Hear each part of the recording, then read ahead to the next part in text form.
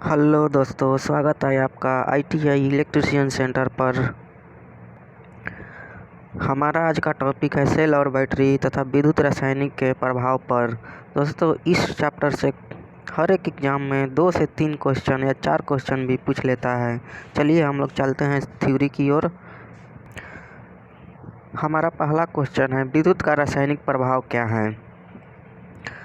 तो जब किसी अकार्बनिक विलयन में से विद्युत धारा प्रवाहित की जाती है तो उसकी संरचना में परिवर्तन होता है तथा विलयन अपने अवयवों में विभक्त हो जाता है।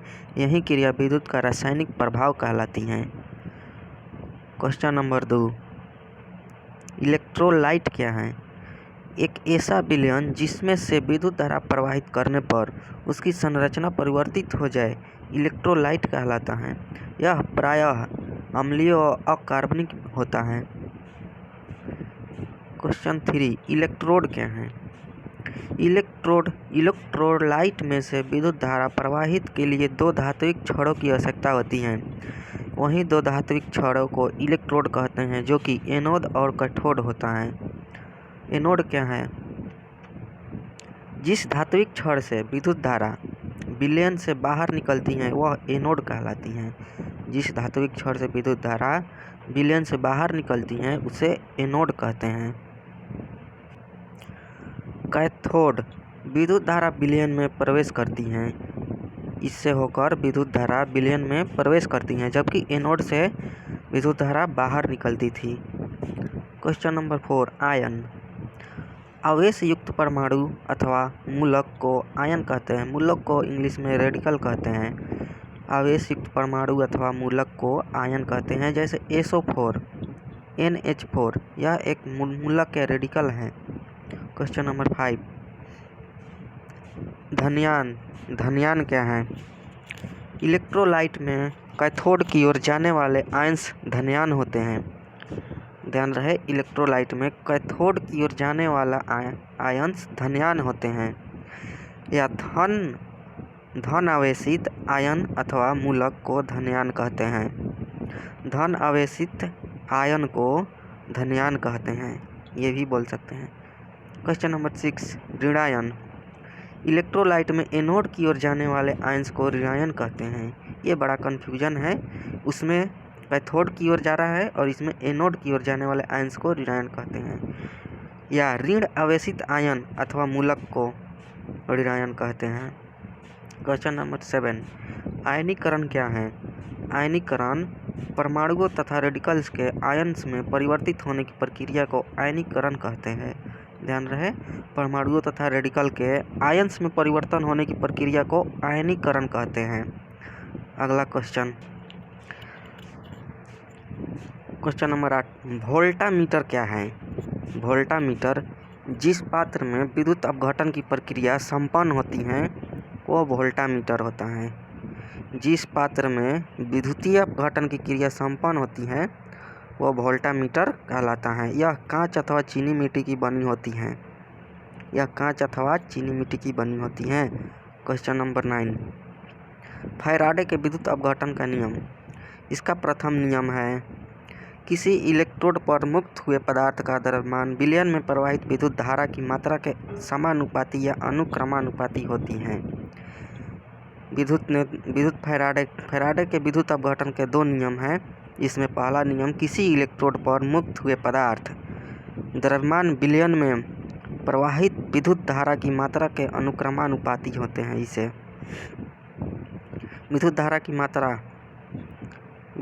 मात्रा बोले तो कितने समय के लिए विद्युत धारा किसी विलयन में प्रवेश करती है। मान ली 1 एम्पियर के विद्युत धारा 1 सेकंड में प्रवेश करती है, तो ये विद्युत धारा की मात्रा हुई। विद्युत धारा की मात्रा 1। अब m हुआ द्रव्यमान, m बराबर IT। I हमारा 1 एम्पियर और T भी 1 सेकेंड। तो यही बोल रहा है कि विद्युत की द्रव्यमान जितना जमा हुआ इलेक्ट्रोड पर वो धारा और समय के गुणनफल के समानुपाती होता है। एक ये भी लैंग्वेज हुआ, हमें ये भी ध्यान रखना है कि इलेक्ट्रोड पर मुक्त हुए पदार्थ का द्रव्यमान धारा और समय के गुणनफल के समानुपाती होता है। वहीं से एक सूत्र निकल कर आया है m समानुपात IT। जब समानुपात हटाएंगे तो ये z जो कि रासायनिक तुल्यांक हैं, z का मतलब रासायनिक तुल्यांक, जिसे ग्राम प्रति कूलाम में लिखते हैं, ग्राम प्रति कूलाम में लिखते हैं, और I धारा और T समय। इस पर एक न्यूमेरिकल क्वेश्चन है। यदि 400 सेकंड में 0.25 एम्पियर धारा द्वारा 1.1181 मिलीग्राम चांदी एकत्र की जाती हो तो चांदी का विद्युत रासायनिक तुल्यांक क्या है। जब हम इसको m यहाँ पर लिखेंगे m बराबर ZIT, तो हमें विद्युत रासायनिक तुल्यांक निकालना है, यानी Z बराबर MIT। m का मान 1.1181 दिया है, I का वैल्यू दिया है 0.25, सेकंड दिया है टाइम का 400। ये जब पॉइंट हटाएंगे तो नीचे 100, ये 2 जीरो से 2 जीरो खत्म, 25 चौके 100। ये मिलीग्राम में है, जब इसे ग्राम में बदलेंगे तो 10 के पावर -3 होगा। अब 25 चौका 100, यहाँ पर जब 2 जीरो ऊपर आएगा तो ये प्लस में माइनस में 2, यानी 1.1181 गुना 10 के पावर -5 ग्राम पर कूलम आंसर। देखते हैं हमारा अगला क्वेश्चन। दूसरा नियम, फैराडे का विद्युत अपघटन का दूसरा नियम। इसमें बोल रहा है कि एक ही मान के विद्युत धारा एक ही समय तक विभिन्न इलेक्ट्रोलाइट में प्रवाहित की जाए तो उनके इलेक्ट्रोड पर मुक्त हुए तत्वों की मात्रा उनके रासायनिक तुल्यांकों के अनुक्रमानुपाती होता है, यानी W1 समानुपात M1, W2 समानुपात M2 या M3 समानुपात W3।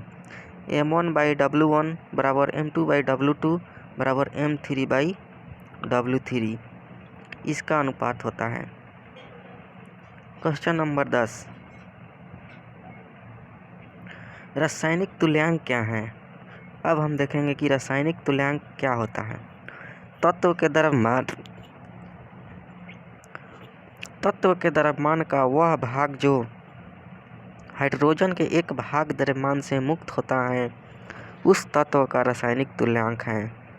जब तत्व के द्रव्यमान का वह भाग जो हाइड्रोजन के एक भाग द्रव्यमान से मुक्त होता है उसे तत्व का रासायनिक तुल्यांक कहते हैं। रासायनिक तुल्यांक का फॉर्मूला होता है परमाणु भार बटा संयोजकता। क्वेश्चन नंबर 11, विद्युत रासायनिक तुल्यांक क्या है। हम पीछे देखें कि रासायनिक तुल्यांक क्या होता है, अब हम देखेंगे कि विद्युत रासायनिक तुल्यांक क्या है। किसी तत्व का वह द्रव्यमान जो एक कूलाम आवेश द्वारा विलयन में संयुक्त होता है अथवा उससे मुक्त होता है वह उस तत्व का विद्युत रासायनिक तुल्यांक कहते हैं। जैसे m बराबर ZIT, तो m बराबर Z, ये वही फार्मूला हुआ जो विद्युत का फैराडे नियम में था प्रथम। आज की थ्योरी हमारा यहीं समाप्त होता है। मिलते हैं हम नेक्स्ट वीडियो में बैटरी के कुछ प्रकार के बारे में पढ़ेंगे। यदि आपको यह क्लास अच्छी लगी हो तो इसे प्लीज़ लाइक, शेयर और सब्सक्राइब अवश्य करें। तब तक के लिए धन्यवाद।